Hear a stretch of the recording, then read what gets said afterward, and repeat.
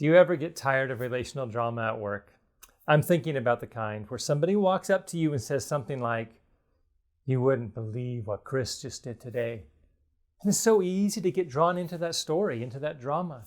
But the problem is that if we do, we'll likely end up contributing in a negative way to the situation and possibly damage relationships.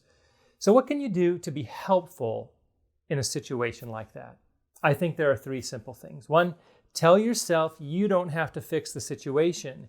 Instead, let the storyteller know you're going to help them figure out what their next step can be.